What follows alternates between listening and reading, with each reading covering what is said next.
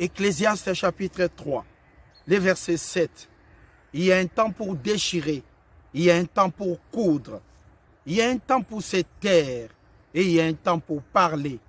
Il y a un temps pour se taire et il y a un temps pour parler. Il y a un temps pour se taire et il y a un temps pour parler. Se taire, le silence. Se taire, s'abstiennent de parler. Se taire, garder le silence. Mesdames et messieurs, frères et sœurs, je suis monsieur Guy Ambangito de Baba Motiga. C'est dans le cadre de notre conférence « Une heure pour Dieu, la croyance authentique » que nous allons travailler un nouvel enseignement qui s'intitule « Le silence ». Le silence, c'est un art. Le silence, c'est savoir confier ses situations à Dieu. Le silence, c'est savoir s'adresser à l'Éternel. Le silence, c'est une capacité qu'on peut développer si on a la parole de Dieu en soi. Le silence est une capacité qu'on peut développer en soi-même pour permettre de faire face dans chaque situation. Savoir garder le silence, c'est s'approcher de la victoire. Savoir garder le silence, c'est trouver la solution dans tous les problèmes qu'on a. Parce que la parole de Dieu nous dit, gardez le silence et l'Éternel, le Dieu des armées qui a créé les cieux, la terre, la mer et tout ce qui s'y trouve, combattra pour vous. Mais il vous demande tout simplement de garder le silence. Ecclésiaste, chapitre 3, le verset 7. Il y a un temps pour déchirer, il y a un temps pour coudre. Et il y a un temps pour se taire, et il y a un temps pour parler. Ça veut dire, dans la vie d'un homme, il y a un moment qu'on peut parler, mais il y a un moment qu'on doit aussi garder le silence. Parce que la parole de Dieu nous dit à chaque instant de savoir garder le silence.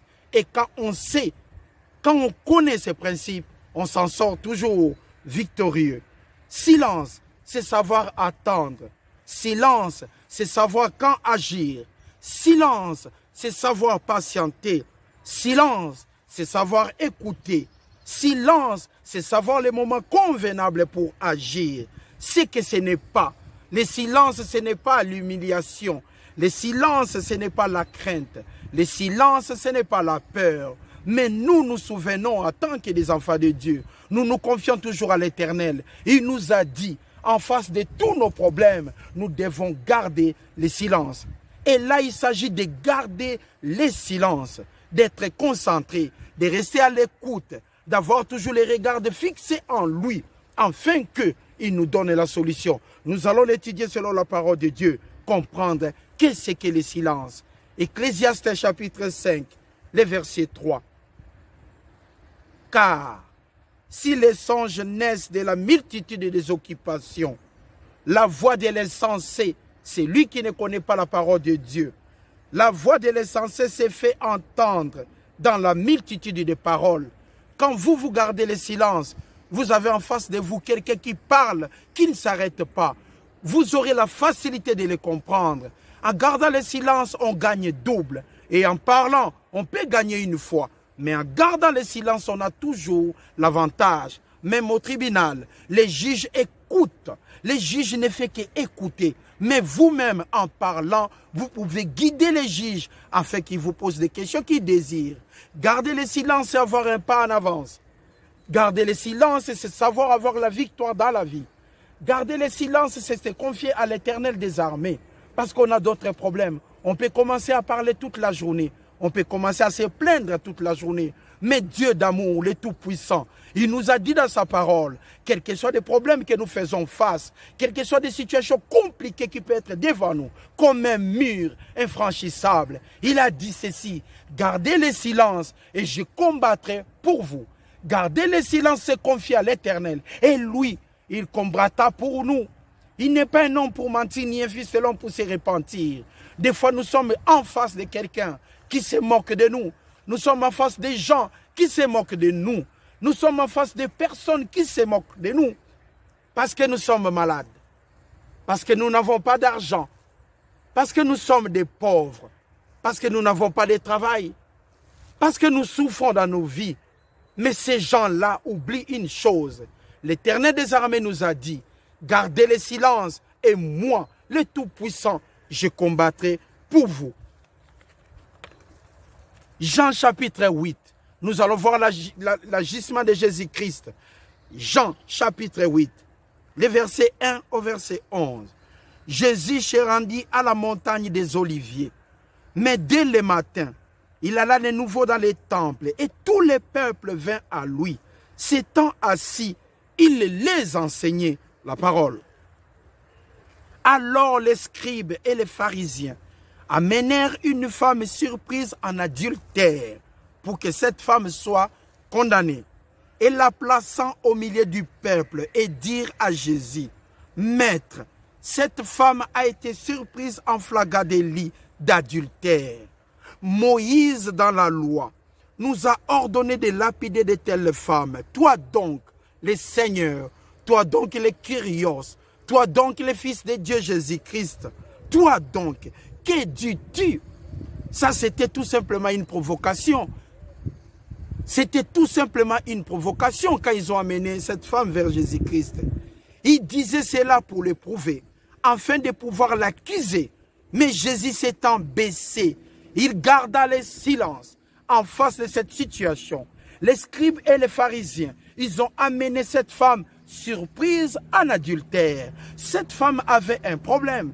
Elle devait être condamnée pour subir, pour enfin qu'elle soit lapidée.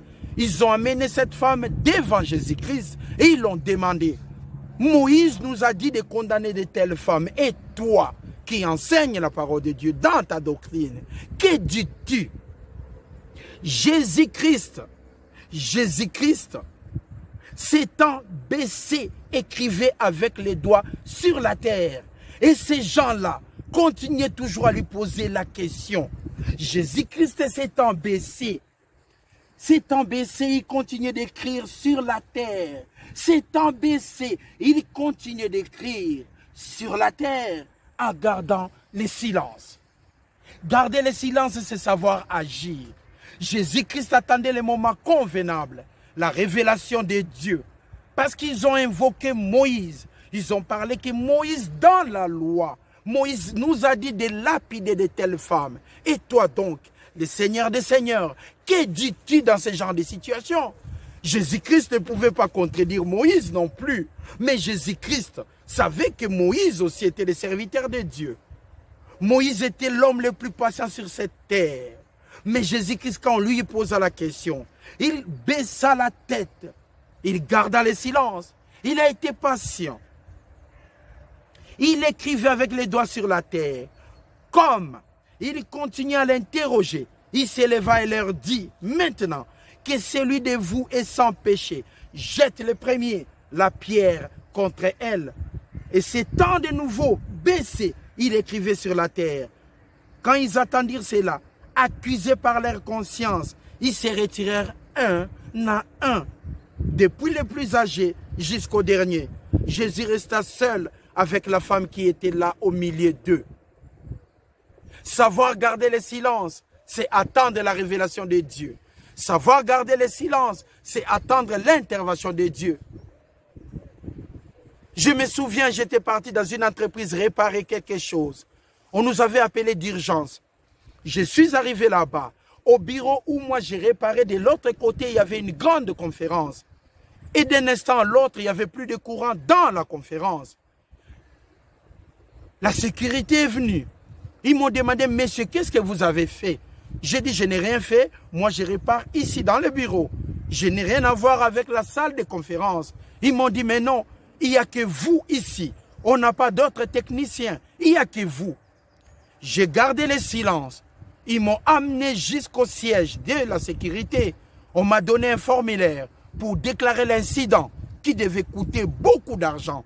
J'ai gardé le silence, je leur ai dit que ce n'était pas moi. Ils ont continué à m'accuser que c'était moi. Mais j'ai gardé le silence, j'étais patient. Et après quelques instants,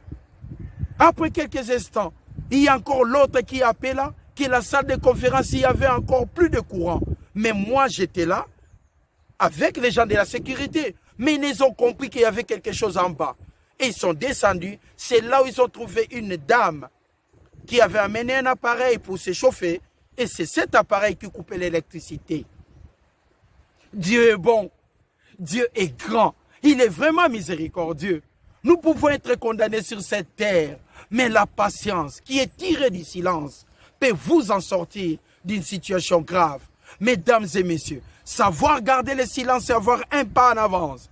Savoir garder le silence, c'est être confiant que Dieu est bon. Savoir garder le silence, c'est être conscient que Dieu est miséricordieux. Savoir garder le silence, c'est être conscient que Dieu, le Père de Jésus-Christ, l'auteur de la parole, Jésus-Christ, le sujet de la parole, de Genèse 1 et en Apocalypse 22-21, est notre seule voie de sortie. Garder le silence, ce n'est pas avoir peur. Garder le silence, ce n'est pas la crainte. Mais garder le silence, c'est être confiant qu'à la fin, tu gagneras. Savoir garder le silence, c'est connaître Dieu. Savoir garder le silence, c'est connaître l'Éternel. Et dans cette situation-là, je suis sorti plus que vainqueur. Et le patron, le responsable de cette entreprise m'a présenté ses excuses. C'était merveilleux. C'était merveilleux d'être restauré comme ça. Parce que j'ai su garder le silence. Je ne me suis pas emporté. Et j'ai gagné du travail là-bas. Que Dieu soit loué. Avec cet instrument que nous appelons le silence, la voie de sortie n'est plus loin de nous. Jacques chapitre 1, le verset 26.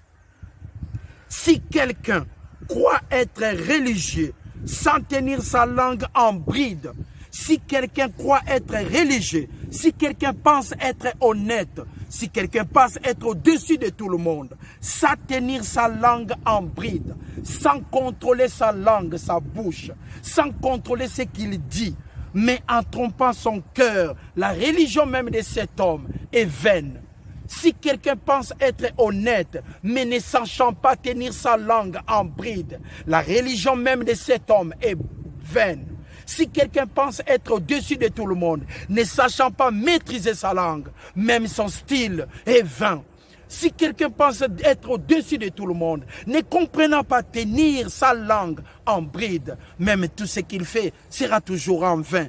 Parce que Dieu nous a dit de savoir garder le silence. Et pour garder le silence, vous devez contrôler votre langue. N'est-ce pas, on nous dit, avant de parler, il faut tourner sa langue 7 fois. Ce n'est pas prendre la langue, tourner ça physiquement 7 fois. Non, c'est de réfléchir avant de parler, de réfléchir avant d'agir, de réfléchir avant d'y aller, de réfléchir avant de regarder, de réfléchir avant d'écrire, de réfléchir avant de faire toutes choses. Parce que quelconque qui contrôle sa langue est au-dessus de la mêlée. Celui qui parle trop finit toujours par pécher. Mais celui qui agit vite finit toujours dans l'erreur. Mais la patience est tirée du silence. Gardez le silence. L'Éternel combattra pour vous. Vous êtes malade, les gens se moquent de vous. Gardez le silence. L'Éternel combattra pour vous. Quelqu'un se moque de vous au travail. Gardez le silence. L'Éternel combattra pour vous. Vous êtes maltraité au travail. Gardez le silence et l'Éternel combattra pour vous. Quand est-ce que Dieu combattra pour vous? Parce que Dieu a dit, gardez tout simplement le silence et agis avec conviction, en réfléchissant, en contrôlant sa manière de parler et vous allez vous en sortir. Le silence, l'instrument le plus élevé que Dieu a rendu disponible. Le silence, le principe le plus élevé que Dieu a rendu disponible dans sa parole. Proverbe chapitre 25. Les versets 8 et les versets 9. Toi mon frère, toi ma sœur, ne te hâte pas d'entrer en contestation, de peur qu'à la fin tu ne saches que faire lorsque ton prochain t'aura outragé. Défends ta cause contre ton prochain, mais ne révèle pas les secrets d'un autre. Parce que si tu as un problème avec quelqu'un, en premier lieu tu parles, tu trouves les gens, tu parles de mal de lui. Et après 10 jours, vous vous êtes confrontés, il y a eu restauration, vous devez encore rester ensemble. Maintenant, tout ce que tu avais dit, ça peut rester indélébile. Tu peux commencer à regretter, mais c'est trop tard, tu as déjà parlé. Et là, ça reste indélébile. Mais Dieu dit dans sa parole, gardez le silence et je combattrai pour vous. Celui qui parle trop quand il y a un problème, il finit toujours par regretter. Si vous ne gardez pas le silence, vous allez regretter. Même si vous avez un problème avec quelqu'un, sachez toujours garder le silence. Ne te hâte pas d'entrer en contestation, de peur qu'à la fin, tu te retrouves seul et dans l'erreur. Ne te hâte pas, ne sois pas pressé de te justifier. Parce que Dieu a dit dans sa parole, gardez le silence. Et moi le Père, et moi l'Éternel, je combattrai pour vous. Gardez tout simplement le silence. Ne te hâte pas d'entrer en contestation. Ne sois pas pressé de te justifier. Ne sois pas du tout pressé. Parce que Dieu a dit. L'Éternel des armées a dit. Gardez le silence et je combattrai pour vous. Qu'est-ce que garder le silence? C'est être patient, c'est confier à l'Éternel. La prière, demandez avec insistance. Il y a des fois, vous combattez avec quelqu'un qui est plus fort que vous. Vous réfléchissez, vous dites, mais que puis-je faire pour m'en sortir? La solution est là. Gardez le silence. L'Éternel combattra pour vous. C'est un principe plus élevé dans la parole de Dieu, de savoir garder le silence. Psaume chapitre 37, les versets 7 et les versets 8. Gardez le silence devant l'Éternel et espère en lui. Ne t'irrite pas contre celui qui réussit dans ses voies, contre l'homme qui vient à bout de ses mauvais desseins. Laisse la colère, abandonne la fureur, ne t'irrite pas, ce serait mal faire. Gardez le silence et Dieu combattra pour vous. Gardez le silence, mesdames et messieurs, devant vos problèmes, chers amis, et Dieu combattra pour vous. Gardez le silence, confiez-vous à lui, et il combattra pour vous. Gardez le silence comme Jésus-Christ a fait devant les scribes et les pharisiens. Savoir garder le silence, c'est avoir une avance. Savoir garder le silence, c'est confier à Dieu. Savoir garder le silence, c'est savoir l'adresse de Dieu. Dieu est bon, il est miséricordieux. Il nous a créés à son image. Il nous a aimés les premiers. Il nous a donné sa parole. Il nous a donné son Fils unique qui a été crucifié pour nous. Nous ne parlons pas de Jésus-Christ crucifié, mais de Jésus-Christ ressuscité. C'est grâce à lui que nous sommes dans cette administration de la grâce. Gardez le silence, Dieu combattra pour vous. Gardez le silence, vous allez sortir plus que vainqueur. L'amour de Dieu en Jésus-Christ dans notre intelligence nous rendra toujours victorieux. Que 1000 tombent à gauche, 10 000 à notre droite. Gardez le silence, vous sortirez plus que vainqueur. Gardez le silence, mesdames et messieurs. Quelle que soit la maladie qui vous perturbe, gardez le silence, parce que Dieu a dit dans sa parole, Dieu a dit dans sa parole, je souhaite que tu prospères à tous égards et sois en bonne santé, qu'on prospère l'état de ton âme. Gardez le silence, mesdames et messieurs, même quand vous n'avez pas de travail. Savoir garder le silence et se confier à l'Éternel, parce qu'il a dit, celui qui ne veut pas travailler, qui ne mange pas non plus. Gardez le silence, mesdames et messieurs, devant une maladie que personne n'estime que vous allez être guéri. Gardez le silence et confiez-vous à l'Éternel. Ne vous confiez jamais aux hommes. Confiez-vous à l'Éternel. Gardez le silence et vous allez sortir plus que vainqueur. Proverbe chapitre 17. Les livres de Proverbes chapitre 17, les versets 27 et les versets 28. C'est lui qui retient ses paroles. C'est lui qui sait contrôler sa langue. C'est lui qui retient ses paroles. Connaît la science, connaît la parole de Dieu. Et c'est lui qui a l'esprit calme est un homme intelligent. L'insensé, c'est lui qui ne connaît pas la parole de Dieu. Même quand il s'est tait, passe pour un sage. Celui qui ferme ses lèvres est un homme intelligent. Garder le silence représente l'intelligence et la sagesse de Dieu. C'est lui qui sait contrôler sa langue, sortira toujours plus que vainqueur. Mais c'est lui qui a hâte d'entrer en contestation, il perd toujours à la fin. Gardez le silence et vous allez sortir plus qu'un vainqueur. Savoir garder le silence, c'est le principe de victoire. Savoir toujours garder le silence devant un problème impossible. Savoir toujours garder le silence. Proverbe chapitre 17, les versets 1 et les versets 2. Mieux vaut un morceau de pain sec avec la paix qu'une maison pleine de viande avec les querelles. Un serviteur prudent qui sait garder le silence domine sur le fils qui a fait honte et il aura part à l'héritage au milieu des frères. Proverbe chapitre 10, les versets 19. C'est lui qui parle beaucoup. C'est lui qui parle beaucoup qui ne s'arrête pas. C'est lui qui parle d'une manière irréfléchie. Il envoie. C'est lui qui parle beaucoup. C'est lui qui parle beaucoup, qui ne se calme pas. C'est lui qui ne sait pas se taire, qui ne fait que parler. C'est lui qui parle beaucoup. Ne manque pas de péché, mais c'est lui qui retient ses lèvres. C'est lui qui contrôle sa langue, est un homme prudent. C'est lui qui retient ses paroles, connaît la science. Et celui qui a l'esprit calme est un homme intelligent. Ça ne vous est jamais arrivé au travail, il y a quelqu'un qui ne fait qu'accuser les autres. Il y a quelqu'un qui ne fait que parler, mais vous gardez toujours le silence. Et l'Éternel combattra pour vous. Savoir garder le silence, c'est être tout droit vers la victoire. Exode chapitre 14, les versets 12. N'est-ce pas là ce que nous te disions en Égypte? Laisse-nous servir les Égyptiens, car nous aimons mieux servir les Égyptiens que mourir au désert. Les enfants d'Israël, ils ont dit à Moïse, pourquoi tu nous as fait quitter l'Égypte pour qu'on souffre ici au désert? Moïse, qu'est-ce qu'il a répondu? Moïse répondit au peuple, ne craignez rien, restez en place et regardez la délivrance de l'Éternel va vous accorder en ces jours. Car les Égyptiens là que vous voyez aujourd'hui, ces gens-là que vous voyez maintenant qui sont forts, vous ne les verrez plus parce que Dieu est grand.